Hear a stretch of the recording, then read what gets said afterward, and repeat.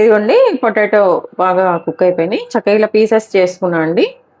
ఇప్పుడు ప్రాసెస్ కోసం ఏంటంటే ఒక బౌల్ తీసేసుకున్నాను. ఈ బౌల్లో మనం 1 కప్ పెరుగు తీసుకున్నాం కదా, ఈ కర్డ్ అయితే వేసేస్తున్నాను.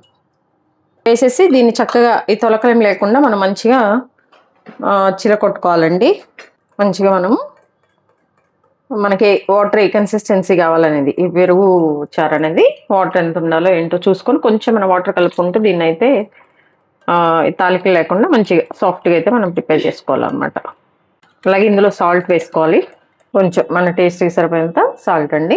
సరిపోతే తర్వాత అయినా కలుపుకోవచ్చు. చూసారు కదా, ఇట్లా సాఫ్ట్గా అయిపోయింది అనమాట. ఇప్పుడు ఇందులో మనము ముందు పొటాటోని కట్ చేసి పెట్టుకున్నాం కదా, చక్కగా ఉడికించి ఇవి వేసేసుకోవాలి. అలాగే ఇందులో మనము ఆనియన్స్ కూడా పచ్చి వేస్తున్నాం చూడండి. అందుకే చెప్పాను తినేటప్పుడు క్రంచీగా బాగుంటుందని. అలాగే పచ్చిమిర్చి కూడా పచ్చి వేసేస్తున్నాము. అలాగే మనం కట్ చేసుకున్న చిన్న టమాటాలు కూడా మనము చక్కగా పచ్చివే వేసేస్తాం అనమాట. మీరు ఒకవేళ టమాటా వద్దు, ఒకవేళ తింటే పచ్చిగా ఉంటుందంటే టమాటాని స్కిప్ చేసేయండి. లేదంటే మనం వేసుకునే పోపులైన మీరు వేసుకోవచ్చండి. ఇప్పుడు మనము పోపు పెట్టేసుకున్నాం. ఇదిగోండి, దీనికోసం అని చెప్పేసి మనం తాలింపు పెట్టుకోవడానికి తాలింపు గరిటె ఉంటుంది కదా, అది పెట్టేస్తాం అనమాట. ఇందులో మనము ఆయిల్ వేసుకుంటున్నాము. ఆయిల్ కొంచెం వేసుకోవాలండి. కొంచెం ఆయిల్ హీట్ అవ్వాలన్నమాట. కొంచెం ఇందులో ఆవాలు వేస్తున్నానండి. అలాగే జీలకర్ర కూడా కొంచెం అనమాట. కొంచెం టేస్ట్ బాగుంటుందండి దానికోసం. లేదంటే మామూలుగానే వేసేసుకోవచ్చు అనమాట. చూసారు కదా, తాలింపు కాగేసింది, ఆయిల్ కూడా కొంచెమే. ఇప్పుడు మనం పసుపు కూడా దీనికి యాడ్ చేసేద్దాం. పసుపు అనేది తాలింపులో వేస్తే మంచిగా స్ప్రెడ్ అవుతుందండి. అలాగే కొంచెం రెడ్ చిల్లీ ఫ్లేక్స్ వేస్తున్నానండి. లేదంటే మీరు మన ఎండుమిరపకాయ అంటే దాన్ని మంచిగా తుంచేసి వేసుకోండి. ఇప్పుడు కొంచెము చిల్లీ పౌడర్ అనమాట, కొంచెమే. ఆఫ్ చేసేద్దామండి, మాడిపోతుంది. మాడితే టేస్ట్ పోతుంది. ఇదిగోండి, ఇప్పుడు చూసారు కదా, ఈ తాలింపు అనేది బాగా కాలుతుంది అనమాట. దీన్ని మనం ఈ టమాటా, ఈ ఏమంటారు ఆనియన్స్, వీటి మీద వేసేసేయాలి.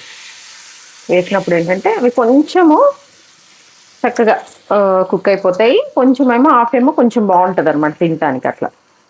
ఇప్పుడు మనకి లోపల పొటాటో వేసాం కదండి, అది చక్కగా ఈ ఉప్పు కారాలు అన్నిటిని కూడా మనం ఉడకబెట్టిన పొటాటో ఫీల్ చేసుకుంటుందండి. తినేటప్పుడు మాత్రం చాలా బాగుంటుంది అనమాట. ఒక 1 మినిట్ ఇలానే కదపకుండా ఉంచాలండి. ఎందుకంటే ఈ వేడివేడి ఆయిల్ అనేది ఆనియన్స్ వీటి మీద పడతాయి కాబట్టి కొంచెం బాగుంటుంది అనమాట తినేటప్పుడు, కొంచెం క్రంచీగా అట్లా. ఇప్పుడు చక్కగా వీటన్నిటికీ కూడా ఈ పొటాటోకి ఇవన్నీ పట్టేస్తాయి ఉప్పు కారము. కొంచెం డిఫరెంట్ టేస్ట్ ఉంటుందండి.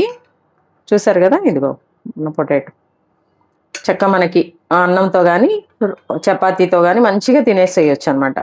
ఇంకా కావాలంటే మీరు ఇప్పుడు పైన కొత్తిమీర యాడ్ చేసుకోవచ్చు, ఎట్లయినా చేసుకోవచ్చండి. సాల్ట్ ఒకసారి చెక్ చేసుకోండి, సరిపోతే కొంచెం సాల్ట్ వేసుకోండి. చూసారండి, ఎంతో టేస్టీగా ఎమ్మీగా చక్కగా మన పొటాటో పెరుగు చట్నీ అండి. చెప్పా కదా 2 నిమిషాల్లో అయిపోతుంది మనకి ఉడికిచ్చిన పొటాటో ఉంటే అని. సేమ్ అలానేనండి. టేస్ట్ అయితే చాలా బాగుందనమాట. చక్కగా వేడివేడి అన్నంలో కానీ లేదంటే చపాతీతో కానీ మంచిగా ఎంజాయ్ చేయొచ్చు. మనకి ఎప్పుడన్నా ఇంట్లో కొంచెం హడావుడిగా ఉన్నప్పుడు పెరుగు ఉంటే, పొటాటో ఉంటే ఇలా చక్కగా వేసి చేసుకోవచ్చండి. చాలా బాగా వచ్చింది. మీరు కూడా వీడియో అంతా చూసిన తర్వాత ట్రై చేయండి. ట్రై చేశాక ఎలా వచ్చిందో కామెంట్ బాక్స్లో తెలియచేయండి. అలాగే మీ విలువైన సమయాన్ని కేటాయించిన వీడియోస్ చూస్తున్నందుకు మీ అందరికీ నా ధన్యవాదాలండి. మీకు నచ్చినట్లయితే లైక్, షేర్, సబ్స్క్రైబ్. చూస్తున్నారు కానీ ఎవరు సబ్స్క్రైబ్ చేసుకోవట్లేదండి. Please do subscribe. హెల్దీగా కుకింగ్ చేసుకుందాం, మన ఆరోగ్యాన్ని మనం కాపాడుకుందాం. Thank you.